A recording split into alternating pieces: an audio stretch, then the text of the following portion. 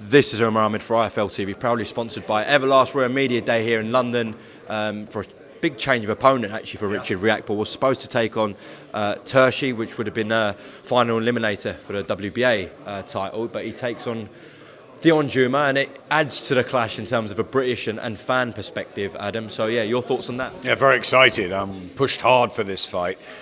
When we had the pull-outs with Tershi and with Mikhail Lawal, it seemed an obvious one that we could, come up with a main event which is in many ways more attractive. Certainly from a domestic point of view, it's got the spice of a London rivalry. The two of them know each other well. They've sparred together. There's history.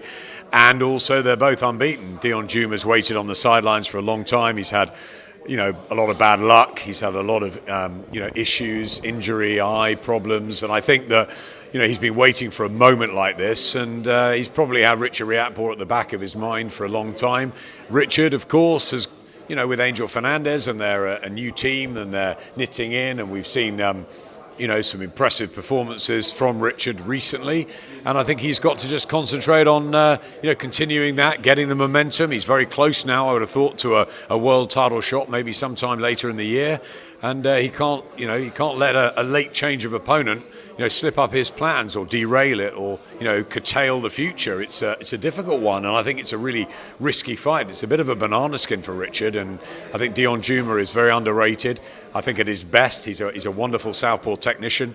I've known him or about him for a long time.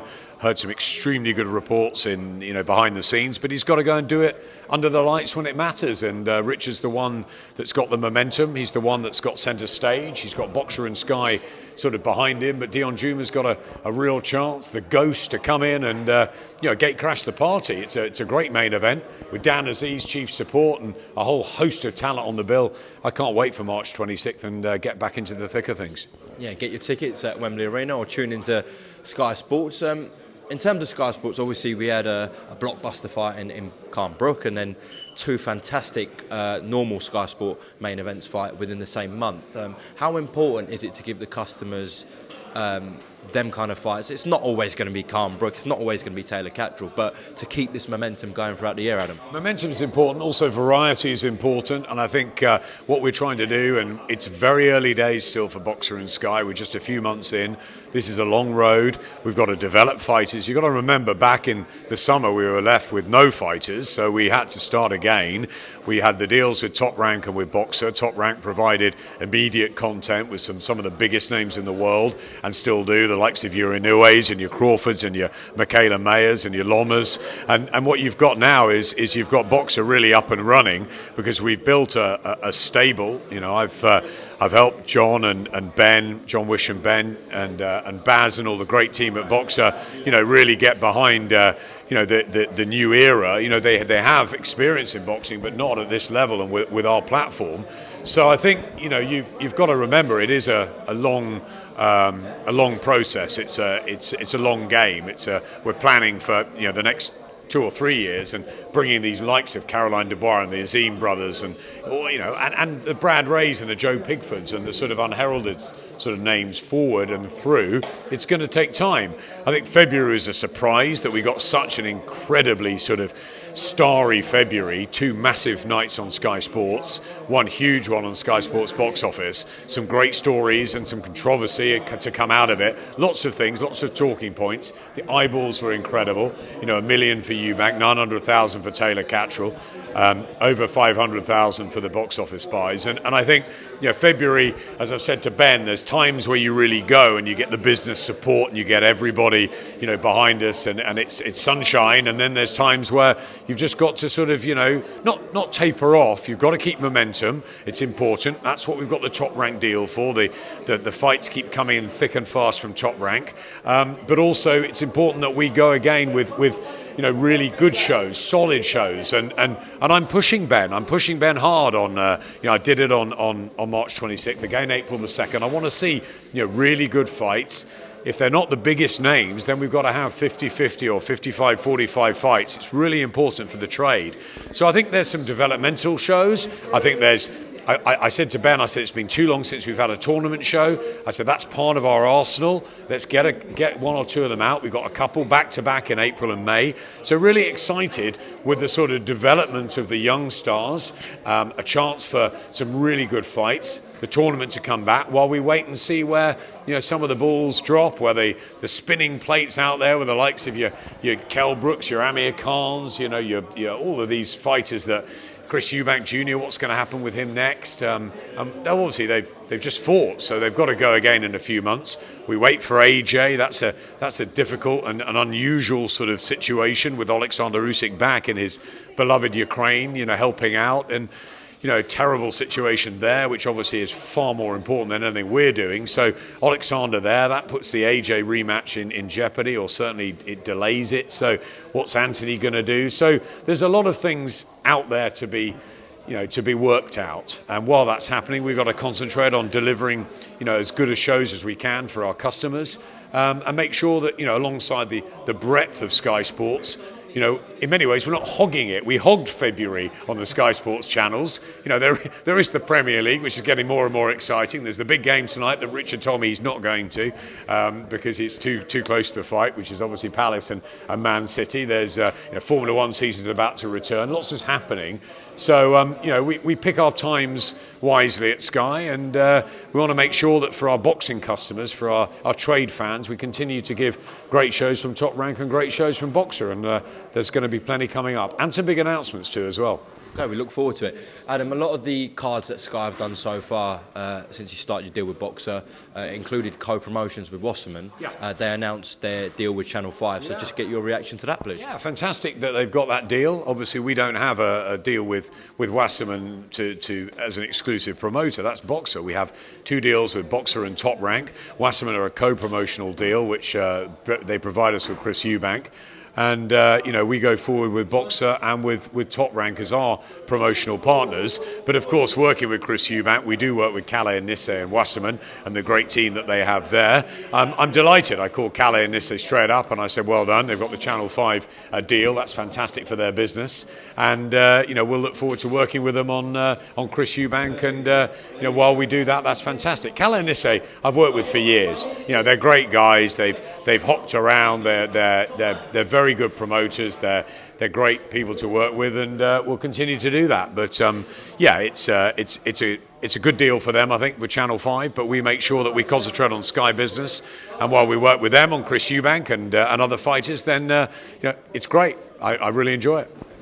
Spoke to Ben Shalom today, and he said that Amir Khan won't retire. He's not sure whether he triggers that rematch clause with Kell Brook. He keeps telling me that. he keeps telling me that. He says Amir doesn't want to. When I sat next to Amir, Umar, at the presser after Kell Brook, I didn't think we'd see him in the ring again. But fighters are a breed that he might have gone back, looked at the fight, been disappointed. Maybe there's more to it than meets the eye. Maybe there's an injury going in. Maybe training wasn't quite what he thought. And he did also say beforehand how he felt amazing again. So if he wants to fight on, that's his prerogative and that's his decision.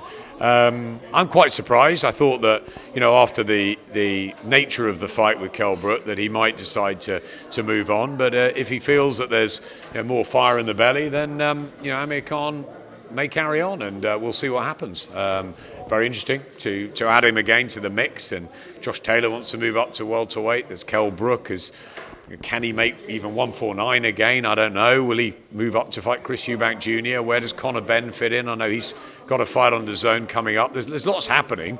There's different broadcasters. There's different promoters, and that always adds to the complication. But obviously that welterweight division all around it is getting really, really exciting, isn't it? So yeah, look, if I haven't spoken to Amir properly since the night, but Ben keeps telling me he wants to fight on. Should Amir want to fight on Sky Sports, obviously he has a great relationship with Sky Sports. Sure. It would have to be in a competitive fight. Sky aren't going to put him in against anyone. So, as you said, a Josh Taylor, the Kell Brook rematch, etc. Considering how the fight with Kell Brook went, it's going to be a difficult sell with Amir Khan, surely. Umar, boxing well. That's the big question mark, isn't it? That's why I think if there was a problem going into that, an injury or something else, but it was one-sided. It was Kell Brook's night. It was a fantastic night for Kell Brook, and although Amir was incredibly brave and took his licks and went out on his shield in many ways and showed incredible sort of heart and respect afterwards, I thought that was the sort of the win of the whole story at the end of it. But it felt to me like that story's shut. And I know that he's got a rematch clause, but yeah, really, I'm not sure that that's the right move for anybody. But it's up to what Amir sort of wants to do, and up to Kell as well. And let's see where we are. I mean, we talked afterwards about both of them could retire. Did we think both of them would carry on? Well, as I said, they're fighters, and it's their decision. They're prize fighters. It's what they do. It's their decision. I was asked after this fight what my sort of memories are of Amir Khan, and I mean, he owes us nothing. He's been absolutely thrilling to watch over the years. I wouldn't want him to go on too long, as I don't want any fighter to go on too long. But if he feels that training camp brought something back to him, or if he feels disappointed that he doesn't want to go out that way, that's up to him to see where he goes back. And Ben and I will be talking, and Ben's already thrown a few things at me, and I want to sort of digest that and take it in, because I'm very fond of Amir, very fond of Kell, and as you know, I've worked with him for a very long time, and I want to make sure that what we do is the right thing too. Okay, just want to move on to the heavyweight division. Should Anthony Joshua stay on Sky Sports box office, which, is what we expect, because he's done great business with Sky Sports box office. I'm not going to ask you for an update on the TV situation, but should he stay? You can if you want. Okay, well, what's the update? Is he going to stay with Sky Sports box office? You can ask me anything, Umar. As I said all along, I believe Anthony will stay at Sky. Talks and negotiations continue with Freddie and the 258 team. We have a great relationship with them. I believe AJ will be a Sky fighter for the rest of his career. I've always said that. I think that we've been very good for each other ever since he turned pro with Eddie, with Matchroom, and with Sky. It's been a great operation, and we came out. We finished the Matchroom contract. They went with DAZN, but it doesn't mean that Anthony necessarily will. It's his decision. It's 258's. And I believe that he'll stay on Sky, and I'm hopefully that will happen in the coming weeks. I think what's more difficult is who's he going to fight and what's going to happen, because obviously Alexander Usyk has got far more important things to concentrate on with the terrible situation of his homeland, and we're thinking of him and Vasily and Vitaly and Vladimir and all of them on the front line. So obviously that's the last thing they're thinking about is boxing at the moment. So maybe AJ will have to take some sort of interim fight. If he does, we'll be delighted to get right behind that. I mean, I'd like to go back to Spurs again. I thought it was fantastic. It's an incredible stadium. Who would it be? I mean, let's put it out there. Deontay Wilder, what a great fight that would be. You're shaking your head. I'm sure that is unrealistic. But the likes of, I know Luis Ortiz has been mentioned, Otto Wallin's been mentioned. If he wants a southpaw in preparation for Usyk, that's the way to go. If he doesn't, Joe Joyce is the perfect name for if we're getting for. We've got the Tyson Fury, Dillian White, all British affair. Why don't we do, AJ and Joe Joyce? I think that would be great. If not, one of those other names, or Luis Ortiz, I think. But I'd like to see AJ keep busy, and I think Alexander's got far too many important things in his life at the moment not to think about boxing. As we say, we wish him well, and if they can work it out legally, obviously he invoked the rematch clause, they work it out legally, I'm sure everything will be fine. Anthony can sort of carry on. I think he needs to be active. I think that's important. He's with Angel Fernandez now full time, so he wants to knit that in. And I'd like to see him back in the ring in, I think when Eddie was saying May, June. I think Eddie's already said he expects it to be on Sky. So I'm glad that, and we'll be working together again. Well, I'm not sure Ben will like that, but I will. I'll welcome it. Whoever Joshua gets in the ring with next, we expect it to do brilliant business, as always, on Sky Sports box office.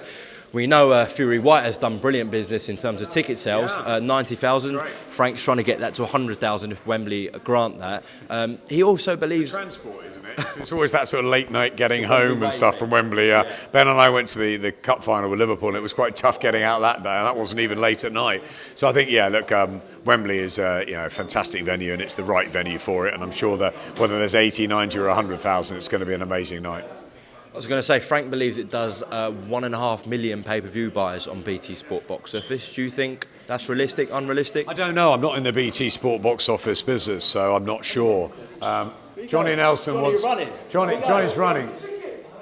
Johnny's gone to get chicken, Umar. He's not joining us, and I know when he's a hungry man, he's a very dangerous man. So best that he went then. Best that he went. So look, I don't know what he'll do business-wise. I'm sure it'll do well. It's a big fight. It's great having Tyson Fury back. The homecoming, Dillian Whyte, we've worked with for many years, and I'm very excited about. I was disappointed not to see him at the press conference, as you know, at Wembley, because I was looking forward to catching up with him more than anything. But the most important thing is he's here on Fight Week, and we look forward to seeing him and seeing if he can upset Tyson Fury and become world heavyweight champion. He's waited long enough for his opportunity. He gets on April the 23rd. It's a big fight, and therefore I'd like maybe a few weeks later to have AJ in another one, maybe him against Joe Joyce. There'll be two sort of battles of Britain, in a big year, and I think that's while the world is in a very difficult position at the minute, wouldn't it be great to get British fight fans out and do one at Wembley and one at Tottenham, and I think that would be fantastic for the spring summer. But we wait and see. I mean that's all to be decided with AJ. But as far as the Fury-Whyte fight goes, I'm sure Frank and PT will do good business.